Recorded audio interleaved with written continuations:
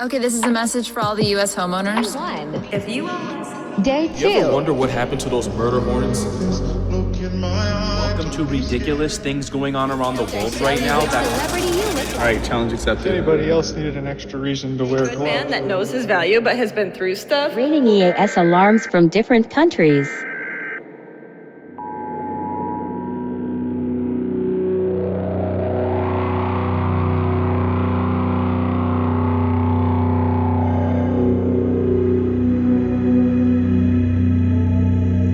Like many people, I made the mistake of downloading TikTok during quarantine. I tried to resist, reminding myself that as a 25-year-old professional woman, there was no reason for me to be using, never mind posting on, a children's app. I hit my breaking point when I lost my job in August. There was no longer a reason for me to leave the house, and I lost any social interaction I had when I was working. I don't have any family in the area, nor friends, as I had only moved here a few weeks before the pandemic began, and I live alone. I guess I was the perfect target for an app like this. I was someone with a lot of time to kill. I swore that I'd only check out a few videos when I first downloaded the app. As I'm sure you know, that didn't happen. You could spend hours lost in your For You page as the algorithm learns which pieces of endless content you prefer to consume. I had nothing better to do, so I allowed myself to fall deeper and deeper into the hole of dances, makeup videos, jokes, and cute animals. Then, I swore I would only watch videos and never post one. I'm sure you can guess how that went too. Eventually, I realized I was spending more time watching other people do things and not enough time doing things for myself. I decided if I was going to waste so much time on this app anyways, I may as well make content. It was hard to get myself to cook if I wasn't filming it to post on my page, so I let myself make recipes and review them, posting a quick clip for my 5 or so followers on what I thought of the feta pasta, assorted air fryer recipes, and the like. Even my exercise routine became controlled by TikTok. I couldn't get myself to lift weights or go to the gym, but I knew I had to move my body somehow. As cringy as it is, I started to make dance videos. I think a lot of people don't realize how much effort goes into learning the more complicated dances, and especially for someone as uncoordinated as myself, they were quite the workout. When I finally got the moves down, I'd post the videos, more for the accomplishment of learning it than anything else.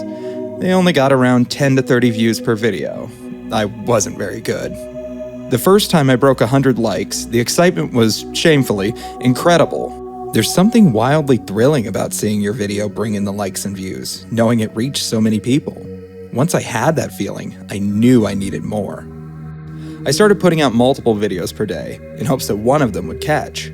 A few times, I'd get into the hundreds of likes, but even on those, I'd get a few negative comments about my appearance, critiques on my dancing, or vegans shaming me for cooking chicken. Nevertheless, I continued, choosing to just not read the comments as I kept posting. Sure enough, some dumb dance I did to a catchy song from 2010 made it to the For You page of hundreds of thousands of users.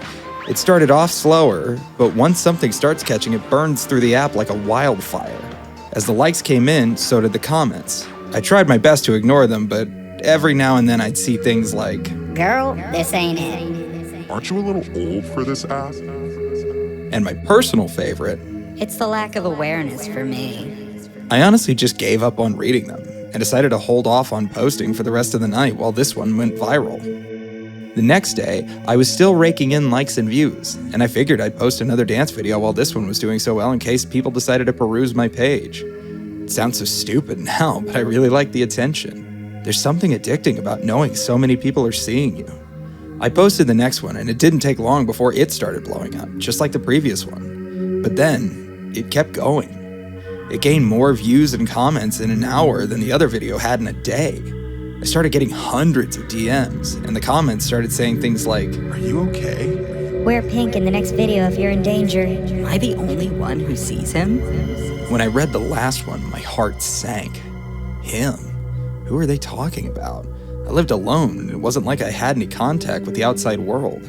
I sat down to watch the video again, thinking maybe they were seeing a shadow or photo on my wall. I must have played the video 10 times before I took to the comments to get some help. I couldn't see whatever it was my viewers saw. It took reading through a few comment chains where others had asked for someone to point out what it was that people were seeing before I found someone who said they had made a video to point it out. I clicked on the person's account, and it was small, but it had existed beforehand. They appeared to be a normal person. I clicked on the first explanation video, which was focusing on my first viral post. The girl in the video looked younger than myself, and she sat through the beginning of my video before playing the end back very slowly. She zoomed in on the window behind me, which was pretty dark as I had filmed at night. As she played the slowed down version, it became clear as day. For a split second, while I was busy dancing in my living room, someone passed by my window.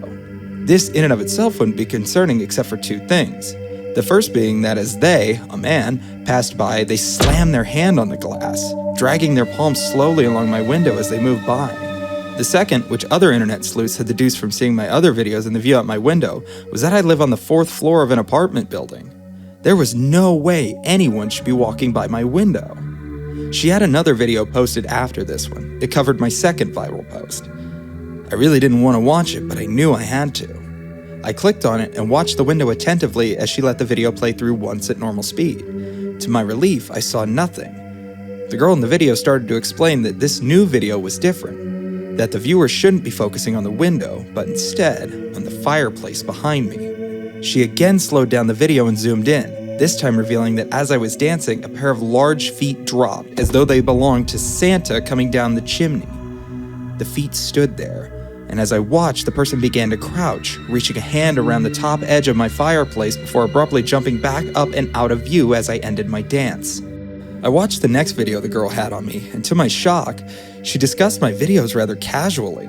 She talked about theories and when she thought I'd be posting next. I read the comments, most of which were posing the theory that this was all fake. They thought I was creating an alternate reality game, as so many others have done on TikTok. I went back to my video and continued reading the comments. This is so cool. Can't wait for part 3. I wonder how she staged that hand thing.